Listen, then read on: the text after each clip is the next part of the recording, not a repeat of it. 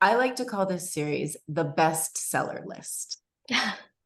Bestseller TheLi.st. It is my way of putting it out into the universe that we see books by listers hit the New York Times bestseller list. We're going to manifest it here today. If there's anybody who deserves it, it is Farnoosh Torabi. Um, I am so thrilled. I have known Farnoosh for a very long time. She and I had the privilege of working together when I was at 17, and she was, I think, the first money columnist for teen magazine land. I really think that that's true. She has always had an amazing knack of tapping into the zeitgeist, knowing exactly what people need to hear. We launched the column in the middle of the recession, when for the first time teenage girls were having a panic about money that they'd never had to be on the front lines of before.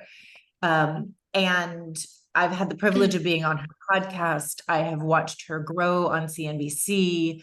I have rooted for her at every step along the way. So I'm so thrilled to help her launch this book and make the bestseller list. And we have Shoshanna Hecht, who is leading the conversation. Shoshanna is a beloved member of the list and executive and personal coach. And I'm going to step out of the way. I will see you in the chat. Please put your questions in the chat, and please visit the chat because I'm about to put a link to buy Farnoosh's book. All right, I will let you take it away, Shoshanna. Thanks, Anne. Welcome, everybody. It's so fun to be doing this with you, Farnoosh.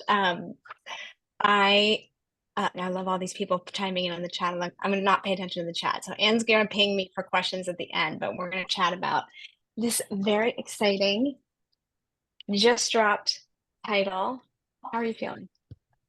I feel more rested than yesterday. It was a lot in 48 hours. And, I set it up for myself. I guess I have only myself to blame, but also I have so much to appreciate. There's just been an outpouring. I think that when you don't publish a book for 9 years, you suddenly come out with it and it is personal and so personal. Mine has it's very different. We're going to get into it. I think that I'm just so grateful for the reception and the support and the buying and the reviewing and the sharing and the showing up for me. It's like, I've been crying a lot actually. And I cried on a podcast yesterday. And, I just think it was only a matter of time, but I've been very emotional behind the scenes, like good emotion, like almost like, wow, everything that I was hoping for is happening. And I'm very realistic about what I hope for because that's how I manage my fears. That's how I manage my expectations. Like wasn't like, wow, can't wait to make the New York Times bestseller list. I mean, I'm glad that y'all want that for me, but that's not how I'm going to hang my success hat. Like for me, it was like, I hope people will want to read it. And I hope that my mother won't feel like I threw her under the bus in the pages of this book. And I hope that it will be meaningful to readers. And I hope that I'll be proud of it. And I hope that we can celebrate and we can meet in real person, in real life and virtually. And these are all the things that I hoped for that are happening. And I feel very successful. As you should. I think it makes so much sense to me that you feel emotional about all of this because it's a memoir, right? I mean, it is your stories woven in, and I do not think I've read most of it. I'm almost through all of it. It is excellent, and I'm loving it and laughing and having a lot of feelings reading it.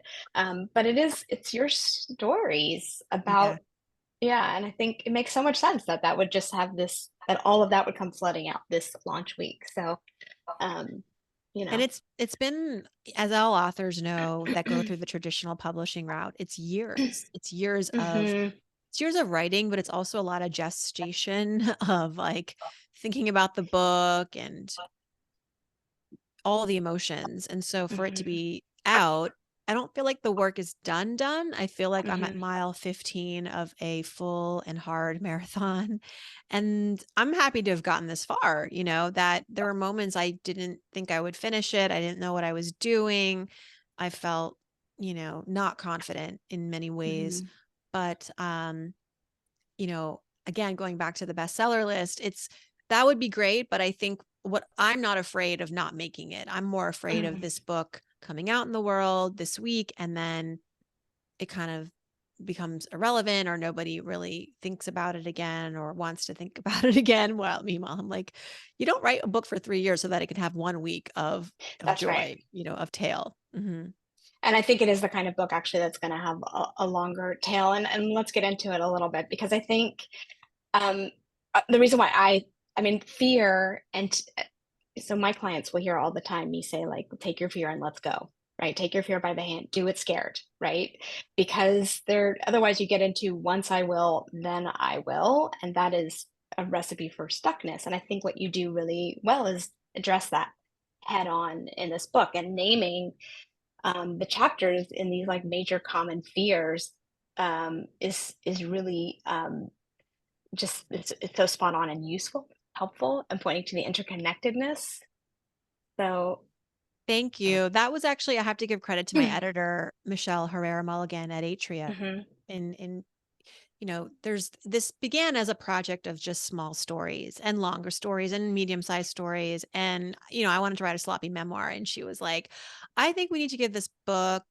I think what's really exciting is that these stories, they jump off the pages, but I think your audience would want some prescription, that you're writing as though you have this fear superpower, but like how actually, and like, how is that mhm, something, you have this sort of comical and friendly relationship with fear, which is an outlier, and that's interesting, and that's like, enjoyable to read. But I think wouldn't it be nice for all of us to be able to yeah, participate in this relationship that you have with fear, and how did you do it?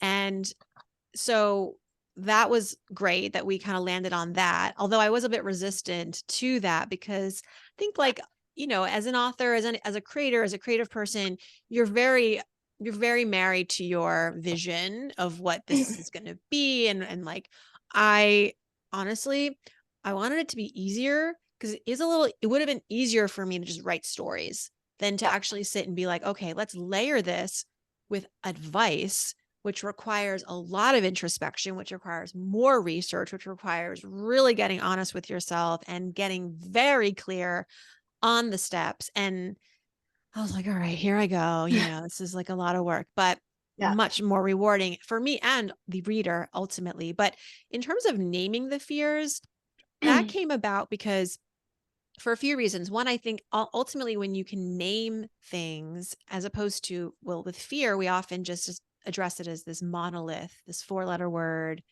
and it's very easy to dismiss, and it's very easy to not feel like you need to get into it. It's just like, that's a bad thing, X.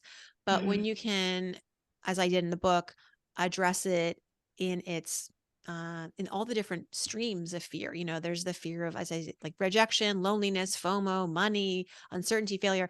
It was again my editor who was like, maybe we can organize this as going deep into these fears that a lot of people experience.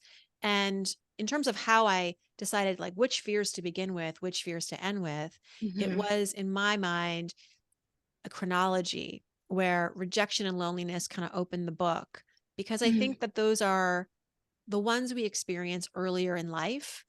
They're more of the childhood fears that just love a good hang when we're in adulthood. It's not like they go away, but we get introduced to them sooner than, let's say, the fear of money or the fear of failure and the fear of endings, which seem to be more the grown-up fears when you're kind of now living life. And honestly, as again, this book being part memoir, I didn't want to go through my life chronologically. I wanted to go through the fears chronologically, which means going in and out of the life that I've lived.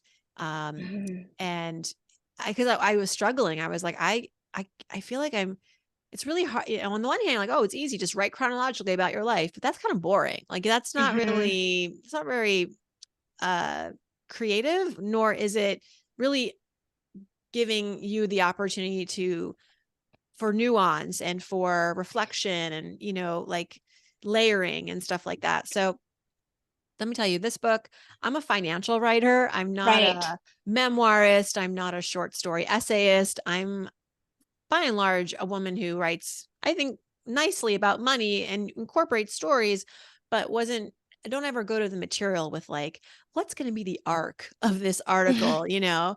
And that for that, I actually hired a writing coach Mm, who is Suzanne Kingsbury. She runs Gateless, which is a great, she's created this amazing school. Essentially, she trains others to teach her method.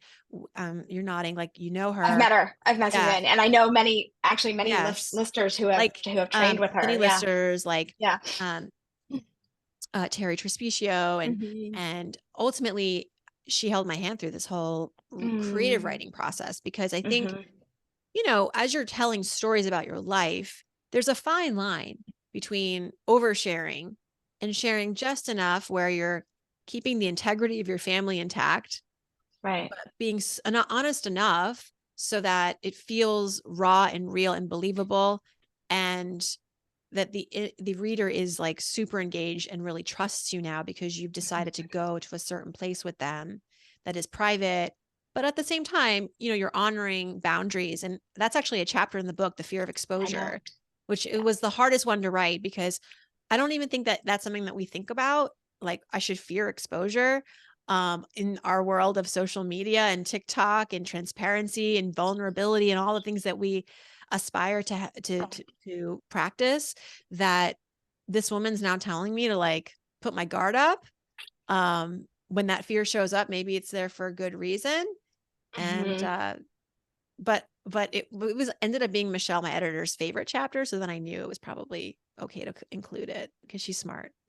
I like that chapter a lot, but I am like big on boundaries. Like people hear me say all the time, like our boundaries will save our lives, and it's finding that edge with like being vulnerable, putting yourself out there, as like a person with a point of view that you want to share or that you're trying to uplift and help, and also protecting your energy, your time, your relationships, not throwing our mothers under the bus, right? All that stuff.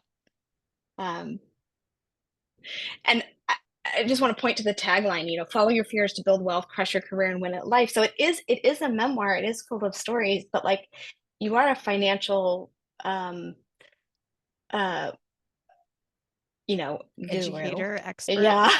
I know. Guru, right? Like Guru. leader, trusted financial personality on a lot of levels, superstars, and just put in the chat, and I agree with with all that. And so like, and it's something we talk about on the list that comes up on the list a lot, right?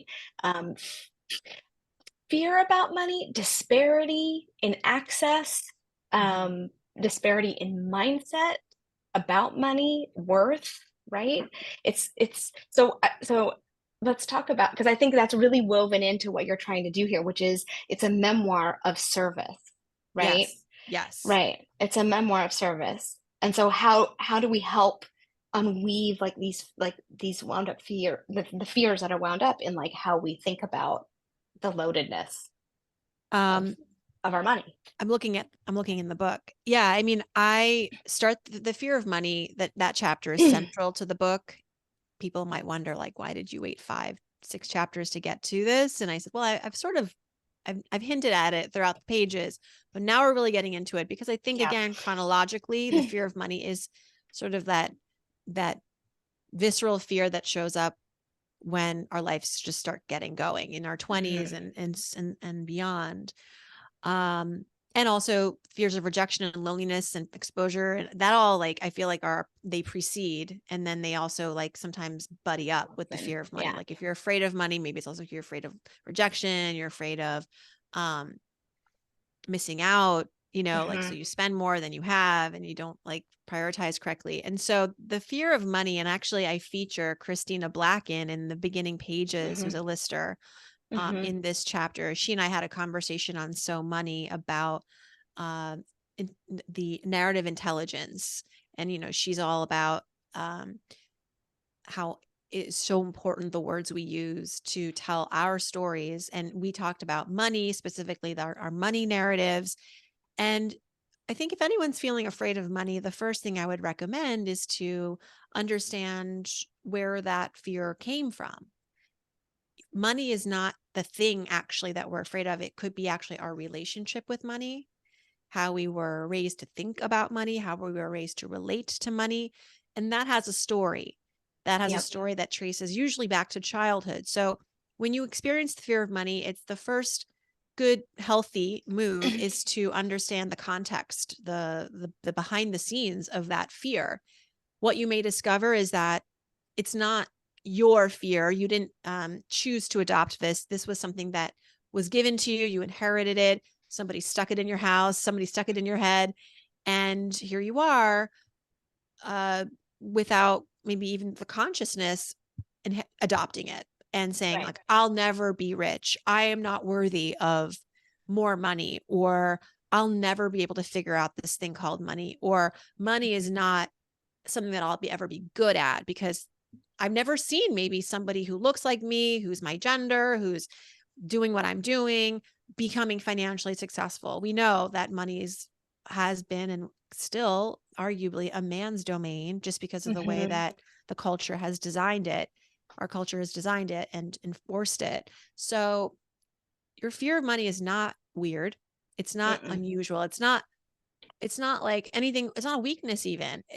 But when you fear, I think it's important to have a kind of go back in time and figure out where it's coming from. And I do think that journey is important, because what you're essentially doing is you're taking a step back, you're creating some distance, and you're looking at how this isn't mine. This is my mother's fear. This was the fear that my culture had that now I've somehow, for some reason, as a woman with agency and ambitions and knowing my intelligent brain telling me that I am worth every penny, believing this. So maybe it's time to rewrite the narrative. And the book talks about how to do that, how Christina did it for herself, how I've done it in my own financial life. The other thing that I think the fear of money is hinting at is maybe you're afraid because you just don't know enough. Fear loves to hang out when there is uncertainty and a lack of education. It just thrives. It like blossoms in the question mark space. Yeah, that was me in the doing question it. mark space. Yeah, So yeah. Fear arrives because in many, whether it's money or other kinds of fear, it's like, it's asking you to watch out. And maybe it's asking you that do you need to protect something here?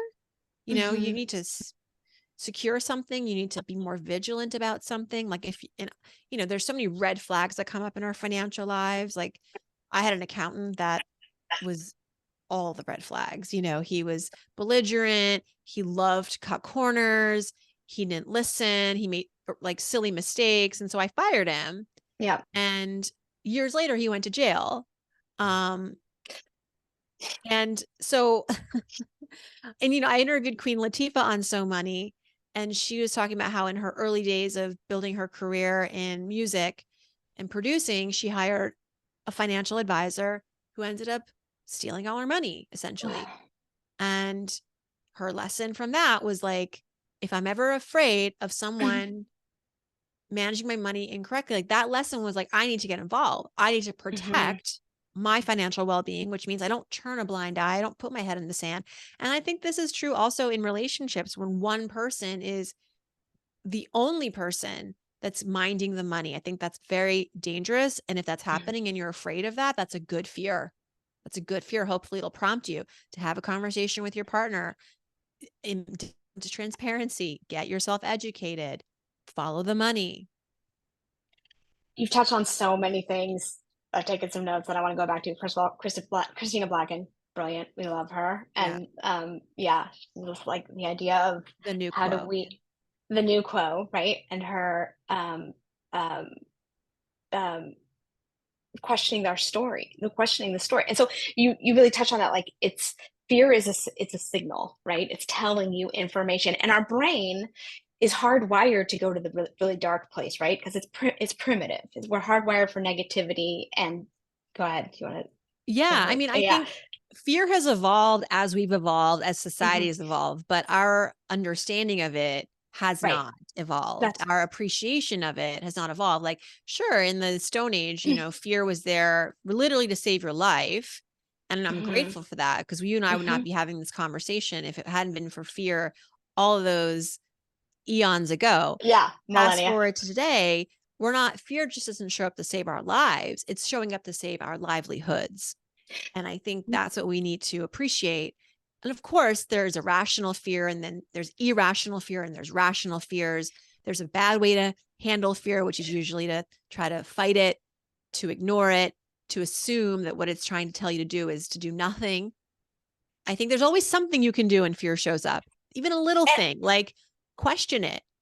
And then you still may decide, look, I don't want to deal with this because that's not actually who I am anymore, or that's not Mhm. actually a real threat or a real risk. That's just, this fear is over indexing a little bit for me because maybe I have, I've had a past that is putting me in this sort of like heightened fear place. But when you look at maybe the data, or you come back to reality, you're like, actually, this fear is, I'm going to put this one away. I'm not going to actually let it, I'm not Mhm. going to let it lead me anywhere. And that's okay. But you've become fearless, but we don't talk about the middle.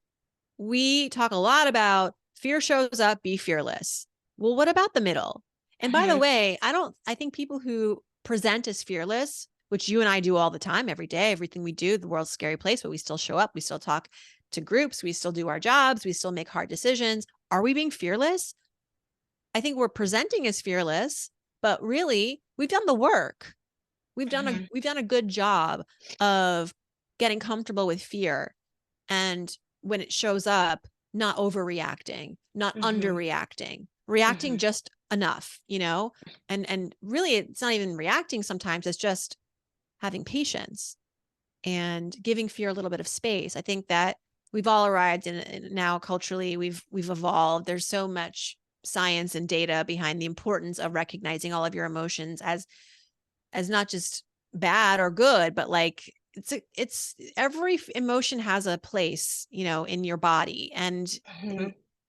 there's a great book called oh my gosh, it's called Only Good. Somebody help me out here. It's famous, and I'm like losing my brain cells right now, but like essentially the science is that whatever you're feeling, if it's, loneliness or fear or sadness or what guilt or happiness or joy, like it's all valid. It's all Mhm. valid. We are so Mhm. obsessed with happiness, and yeah, I want to be happy too. But I think that honestly speaking, the happiest people are the ones that that are comfortable in their skin.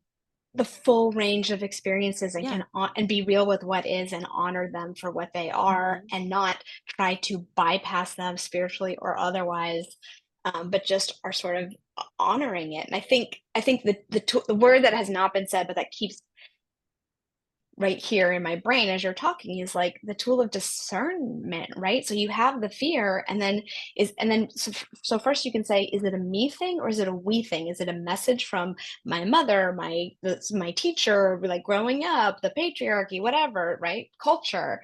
Or is it like, or is it something smaller? Is it something bigger? And do I have to adopt it? Like just naming it, identifying it, right? Getting into it.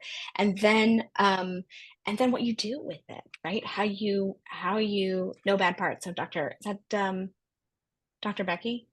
The No, book? it's No bad parts. it is, I'll tell Oh no, you, hers is good inside. Dick Schwartz, I think. Uh-huh. Yeah, Yeah. Richard Schwartz. Yeah. Richard Schwartz, yeah. Okay. Um but it's like the tool of discernment. It's like, what do? We have an experience, rather than shoving it down or avoiding it or pretending like whatever, it's nothing, or letting it control us. It's making moves, right? Yeah. Um, Yeah, it's yeah. remembering who's the adult in the room, Mhm. Mhm. and Yeah.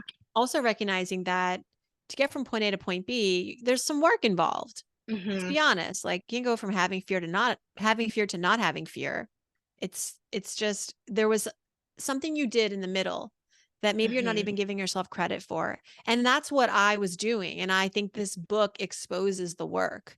It exposes the That's mindset. It right, exposes Farnoosh. that like relationship that I forced onto fear because I was finding myself in my 20s doing the opposite. I was finding myself in my 20s trying to be fearless because I thought that's what was going to be my fast track to success. Like go there. And, I did stand-up comedy in my late 30s and as like a prank on myself, I suppose. And a stretch, a flex, a stretch. A little bit of a flex. Yeah. Yeah. And it was so much fun. And, obviously like on the other side of that was just fantastic, wonderful results. I mean, the book in many ways was birthed from that experience, but there is a school of thought that you are not actually funny and you won't be successful if you have to learn comedy, if you have to go to school for comedy. Like you should just be able to get up on that stage and tell you're funny and tell your jokes.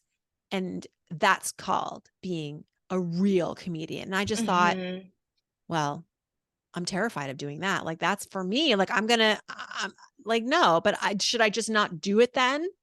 No. So I took a class and learned the art of stand-up comedy, which there is 100%. It's like a technique. It's an art. Yeah, of course you bring your personality and you to it, which cannot be taught, but there is a method to the madness. And so I did that and ultimately did the thing and felt very successful. I set myself up for success because what I was afraid of was failure. If I'm afraid of failure as a stand-up comedian for the first time, the fear is not telling me to not go do it. It's saying protect your ability to feel successful while doing this. So what do you have to do? What's the work? You got to study, you got to practice, you have to rehearse, you got to invite only friends and family. So everyone's going to laugh and you know what I mean? So whatever, it was my first time and I will feel much more confident doing it again and again and again. And the fear won't eventually be as big, but I think it's okay if the fear is still with you in a little way. That adrenaline is sometimes like the thing that gets you to have the ultimate performance. Agree. I mean, and again, like it's data and it's discernment of the data. Because sometimes the fear, and you've spoken about this in the book and maybe already on this call, like sometimes the fear is saying, run, right? Don't do it. Yeah, sure. And like, I will not be throwing myself out of an airplane anytime soon. Like I'm not doing that. I won't even want to really get on ice skates. Like that's me. That's not a PSA. Like that's just me. And I think that's the funny part of all this, which is that fear does lead us to do sometimes irrational things, but who cares if you're living your life and you feel fulfilled? Like your joy sparks are not my joy sparks. And if my fear goes up when someone asks me to, and that's also my past, like remembering, like fear is, again, I say it's just this signal that constantly turns you inward. And in life, which is so unpredictable and so uncertain, if you can at least just walk through it knowing that you're doing this your way, you're doing this listening to yourself, you're doing this in a very self-respectful way. I think that's all we want, right? Like this book isn't about how everything's going to work out because you're listening to fear. It's about how you're going to get to know yourself more. And so that is the place from where you want to be making decisions. That's right. Memoir of service, right? It's a memoir of service, right? So I love that. Is that an actual category? Because I feel like no, I made it up someone today. had told me that years ago, I would have been much more. I would have been able to wrap my hands around it, my arms around it much better. That's I I think I made it up, but it's really how I feel about the book, Farnoosh. Like it's really is like there's beautiful, heartfelt, funny, serious, tough stories, but it's all woven in how to meet yourself with kindness and go forward. And I think that's really powerful and beautiful. And you've said it, like our fears can teach us who we are, right? And I think, go ahead. Yeah, they tell us a story. I mean, maybe it's not who we are today, but it's who we once were, or it's who we were as kids, or it's who we were in a past relationship, because fear tends to linger. And I think then it's our job to decide whether we want to bring this fear into our current life or not. But even just exploring the root of it can be so such a lovely experience, I would hope, for everybody, and that's what this book writing was for me. I mean, every morning getting up, writing about my fears while the pandemic was happening. It was like you know, I've never been to a therapist office, but I think writing this book and having my writing coach and working through these stories and figuring out like, what did that actually mean for me? And what is the important thing to share about this story for the reader? Mm-hmm. It was such an exercise. I mean, and we can all do that. Fear is an abundant resource. It is not lacking in our culture. I think I say in the book, like, we practice fear every day. We're basically experts. Put it in your LinkedIn profile, own it. Fear master, fear slayer, Yeah. fear partner, Fear uh, aficionado. Yeah. fear aficionado. It's an abundant resource. Um, That is wow. accessible to all of us. Not many things in this world are. Yeah.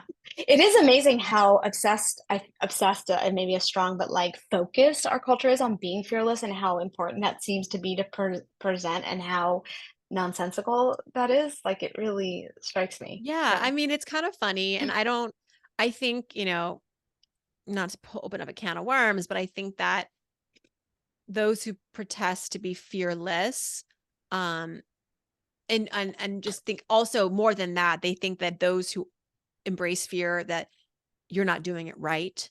You're I think weak. that you're Yeah. weak. I find that very toxic. And I also find I do that too. really disingenuous to the human experience. I think like I'm a woman, I'm a daughter of immigrants. I cannot afford in many ways to walk through life fearless, which I define as being blind to risk, that saying this thing is going to have consequences. I'm going to do it anyway and deal with them later or not deal with them because I can Mm, afford to not deal with consequences. I don't know anybody who can do that, save for a couple people, you know, because they have Secret Service, because mhm. you know, they have billions in the bank and they can literally buy themselves out of any problem. Mhm. Um, but they even have problems. And I'm thinking that That's like right. there are things that keep Elon Musk awake at night too. Like I don't think that fear is exclusive to any person. And I don't think fearlessness is this thing that we should aspire to. I think, look, I think there is I think we're not giving ourselves credit. Like I think, yeah, if you feel fearless, like I would say cool, but you're also probably dealing with fear Mhm. subconsciously in a way that is intelligent. And you should recognize that and appreciate that about yourself. You haven't said this, but I mean, I think you're saying this, and like, I don't believe I don't believe anybody's actually fearless. I think it's just, it just gets It's a great, it's sublimated. like Yeah. it sounds cool. I don't know. For Yeah. me, like the fearless, I imagine like someone wearing a cape and just like fighting crime and saving the world and putting themselves at risk Hmm. at the expense of maybe losing their life. You know, that's I think we all have that potential, but can we call it something else? Like I don't know what that what that is called, but Yeah. um you know, it's not fearlessness because then that gets translated to everybody else as like just Hmm. ignore your fears. And I don't know if that's the healthiest thing. Right. Um, yeah, again, people will hear me say all the time, be real with what is. If you can name, and then there's like all kinds of cliches about this. If you can name it, you can tame it. If you name it, you can claim it. And I actually love a cliche. They're helpful. Yeah. I'll drop them all the time, but I think there is something that's really important about just like again, meeting yourself where you are and then Yeah. using your tool of discernment to go forward and honor what is alive for you. We have some questions. I like Um, Carrie's question, yeah, where let she me asks about physical things you can do, bodily moves that you can make to allay the fear. I Yes. love it So too. I talk about this in the book sometimes, like when we're fearing rejection, um, you know, like I talk about how when I met Susie Orman for the first time, I was terrified. And I really thought she like didn't like me and was being like was trying to fight me like internally. Like it was like a real like tense moment, frictious moment. So I like to create lots of sitcoms in my head. Like I am that person. I like create all these like characters. I'm like, oh my God, this is act one of a play and she's gonna come after me. And there's woo. And so That was a great story. I read that yeah. last night. It was, yeah, And everyone should like read that. I think like when you're afraid a lot of the times you're so centered on yourself Mm-hmm. And especially if it's a fear, again, of rejection, which involves the external world. Like you're just like so into your own feeling of despair that for And to your me, point, it's rooted really, we get that one real young in life, right? That yeah. rejection thing, the social stuff. So I think it's embedded. Yeah. And I mean, Go ahead. honestly, like you've probably been rejected. So that's Mhm. not like, Yeah. you're not, and I make a point in every chapter in the book. The first thing I talk about is like, where does this fear actually come from? And why do we have it? Because it's not a silly thing. Like you're not weak or different or unusual because you have this fear. Like this is a universal fear, and here's what it looks like, and here's where it comes from, and here's why it's hard to deal with.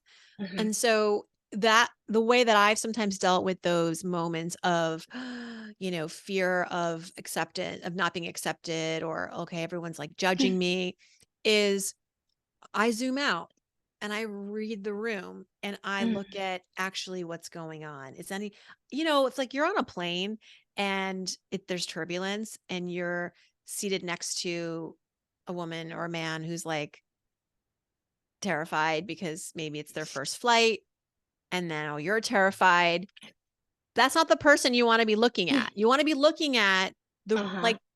the entirety of the airplane, especially those of the professionals who have been, this is their 20,000th flight. And if they're like just rolling the cart, putting a like no stress, like then I think that's going to calm your fears. And that's a good way to manage through the fear, is to like look for Mhm. the signs and the signals external that can like almost give you, can allay the fear, can be like, oh, this is Mhm. just all in my head. And leaning out is actually a physical thing that people do on stage and during public speaking that helps to just give them more of a sense of control and command of the room. And it's Mhm. also inherently a way to like just broaden your viewpoints, and just see like actually what's going on. And when I did that with Susie Orman, and I was like, oh, nobody here is like feeling no one is like, this is all just me being my pre fears coming to this event. Like I was, meeting somebody that's like personal finance royalty, and like,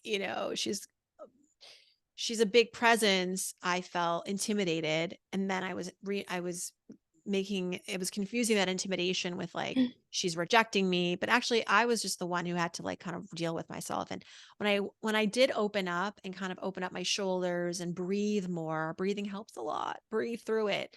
I was able to be more of myself. And there was a moment where we were both being interviewed by a moderator, and it was like, there was a really funny moment. I said a joke on the fly that I think eased a lot of my own tension, and also like it was like a wonderful moment for everybody involved. So I don't know if that answered your question, but it's breathing. Mel Robbins does this thing where she says count backwards from 5, 5, 4, 3, 2, 1. And I think this giving yourself distance, right, from what you're Mhm. experiencing all right here, and just like going for a walk, even, Mhm. sometimes is what you got to do. But it's like just opening up your world a little bit more in the moment. And it could just mean first just opening up your shoulders, opening your eyes to what's actually going on, and making eye contact with people. And I think there's also something to be said about making sure you're not getting fear signals from the wrong people. Yeah. I love that the zoom out and focus on the bigger picture is like kind of what I heard you rolling up in there and seeing, like getting a better lay of the Of the actual land. land around you versus focusing in on that one thing, which is I think universal. We spend a lot of time like this, right, in these Zoom in these computers, and I think anytime like the whole go for a walk, change your perspective. What can you do to kind of just shake things up, even in tiny ways, is helpful too. Um, Mhm. and Carrie, just adding my own like 2 cents of like anything to get grounded, palms down on your thighs, feet on the ground. That whole thing, I don't know, I'll date myself with the movie Die Hard, but like that whole fist with your toes getting off the plane, it is a thing. It's like an actual like regulator thing. Take your shoes off and rub your palms together, all that, anything to make contact is so And helpful. sometimes even just like talking to a friend who can remind you Mhm, of the reality that you're in. Like mhm, my kids sometimes are afraid of things, right? They have anxiety about school and tests and friendships. And what we like to do is sort of like go, okay, so you're afraid. I get it. But when think of the last time you were afraid of this, the last time you were afraid of failing a test, the last time you were afraid of your friend rejecting you, did it actually come true? mhm. And they'll say no. And you'll Yeah. say, okay, so you have this, and I think sometimes you need the evidence, like you need a reminder of the evidence because the mind is very powerful and it can sometimes cloud your judgment, your emotional side. It can cloud your rational side and your intelligent brain versus your, Yep. I'm not a neuroscientist, but we all know basically there's like two sides of your brain and that sometimes you just need a touch base, to Yeah. touch in with somebody Yeah. else who's a little bit more removed from it and can show you like the facts. Yeah. Facts don't lie. Totally. Okay, another question, pivoting to another question. Anne wants to know, and I love this, how your fear changed um, once you became a mother, once you had kids, and like, I Yeah. think that's a very real for those of us who Oh, have children. Like, it yeah. really is a stunner I mean, how your life changes in there's many no ways. more powerful fear than your fear for your children's well-being, right? Like that, Mhm, it's why parents will throw themselves in front of moving vehicles. They will mhm. suck the blood out of their child's arm when, like we will go to the ends for our Yeah. children. And I think it's because we're afraid. I mean, I think that when I'm really afraid for my kids, I I just have to remember that, excuse me, my hair is in my mouth, that it's coming from a good place. It's coming from a place of love. And that, I don't want to become my mom again in the 1980s who like Mhm. didn't let me play with friends outside of our home, didn't let me like do a lot of social things. I think that there is, for me, I think I want to be a discerning parent. I want to get my information. I want to be able to trust my kids.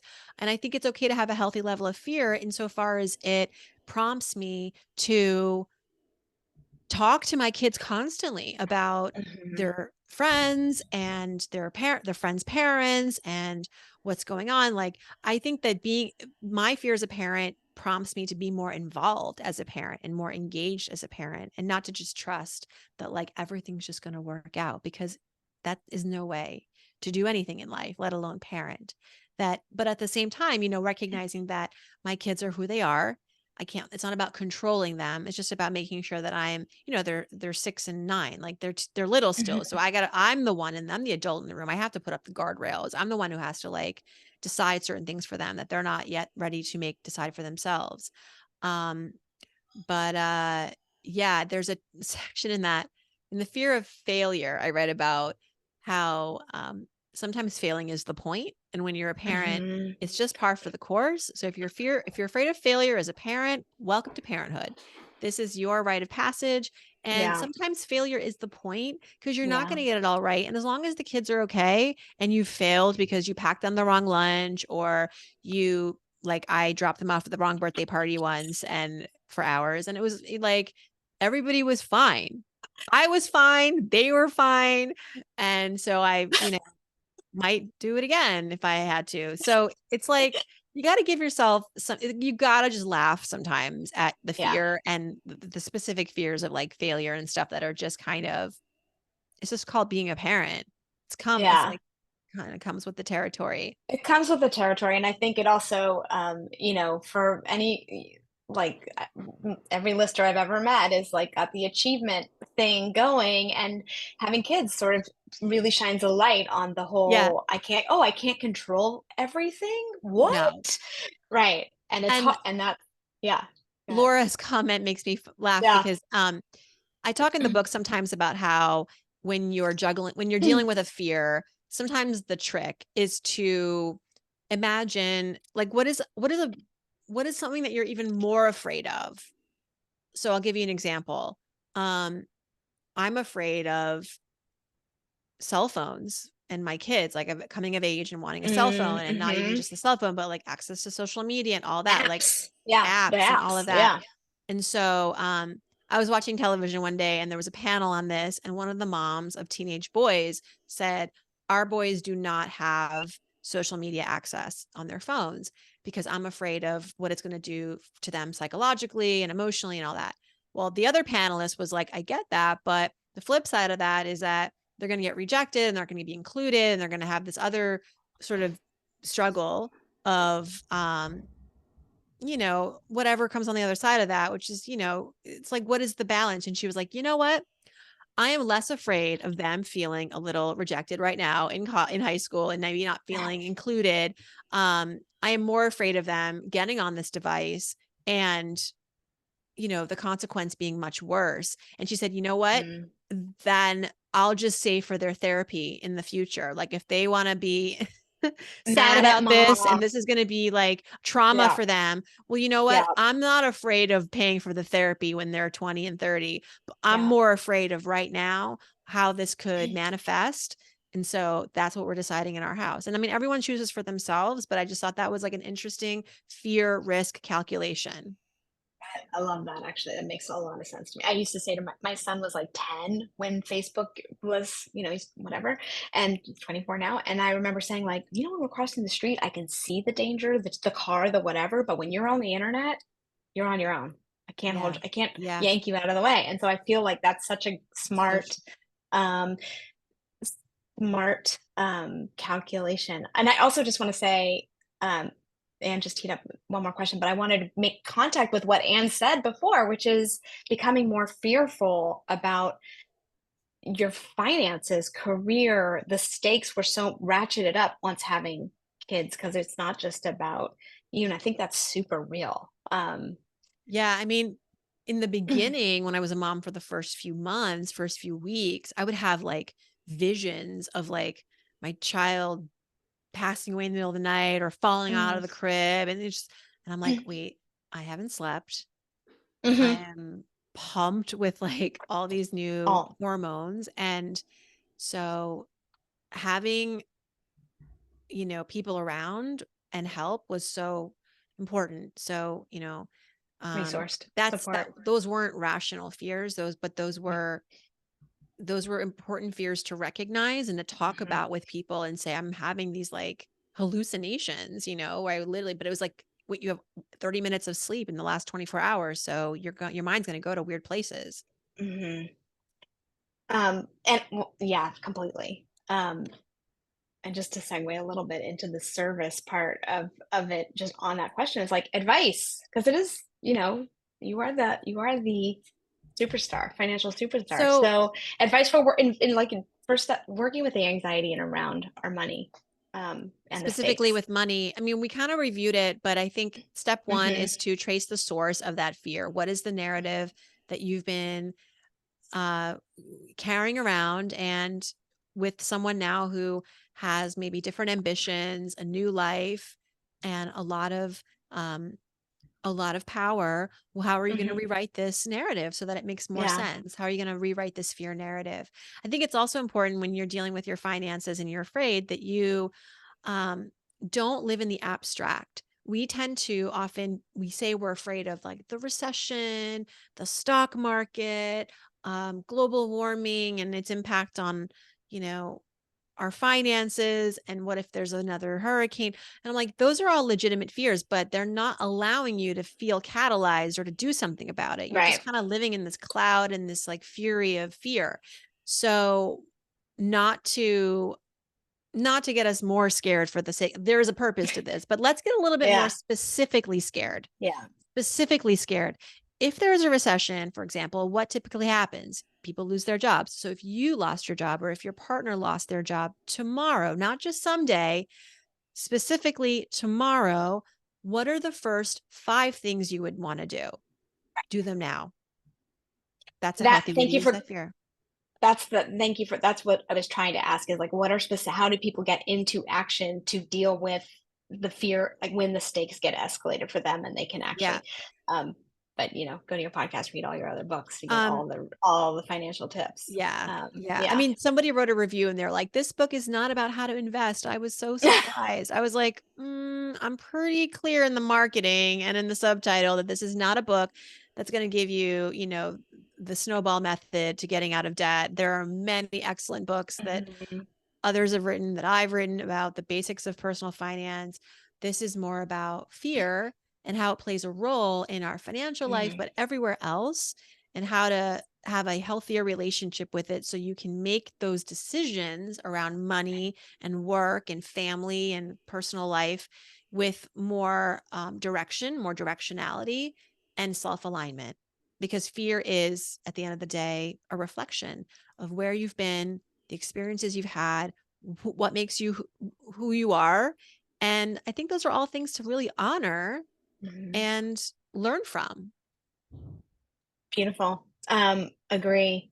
There's one last question here, I think, from Carrie about, do you believe in faith, spirituality, meditation is helping to mitigate fear? I think I know the answer, but go ahead. I am not a meditator. I think I believe in, I grew up Muslim, but I'm not practicing any faith specifically. But I definitely appreciate the teachings of all the religions, all the faiths. I think meditating can be super helpful. My brother has a lot of anxiety and he meditates and it helps him. He goes to therapy, that helps him. He finds he stays busy in healthy ways, socializes. All of that is so important to our psyche.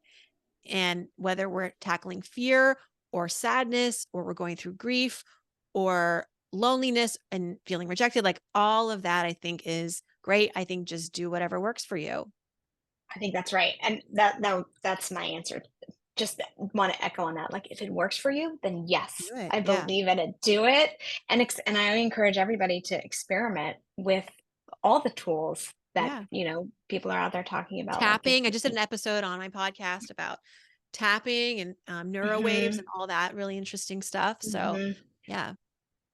Farnoosh, one of the things, the story, I mean, I've made a point when I was sort of getting ready for this conversation to not spoil any of your stories because they are so great and worth reading. But one that you've talked about a lot, not just in the book, is about what happened with Meredith Vieira on the Today Show, your first TV episode. And so it's just to bring it home, that was you had a really embarrassing moment on live TV, and then were invited back, which is great. But what I love, and I think just captures all of this, is you had something happened, you felt the fear, and you kept going, right, in the face of it. And I think that's just a really powerful message to kind of wrap on. And in that moment, I wasn't schooled yet on how to be engaging healthily with fear. But I think fear kind of kicked in and was like, I'm going to get you to the finish line. We're going to do this and we're going to land on 2 feet. And I was specifically fearful of rejection in that moment, before and then during that episode. So yeah, I do think that messing up on live air gave me good ratings for that moment. So I just say, that's what live TV is all about. And they were like, please come back, because we don't know what's going to come out of your mouth next. And we think it's exciting. Yeah, that's good. That makes for good TV. Well, thanks for this conversation, everybody. Thank you so much, Shoshanna and Anne. Thank you, everyone, for joining. If you see this out in the wild, please take a pic and send it to me. I love this. One of my favorite things right now is seeing the book in all the places. It warms my heart. Thank you, Farnoosh, for writing this book, for being vulnerable, for sharing it with such authority and warmth. Thank you, Shoshanna, for bringing out the best stories from Farnoosh. And thank you to everybody who joined us for lunch today. And thank you. Who bought the book. I want to see this book on the New York Times bestseller list. Big, bright lights. I'm manifesting it for you, Farnoosh. No one deserves it more. Thank you. Thank you all so much for being here today. Thank you. Bye.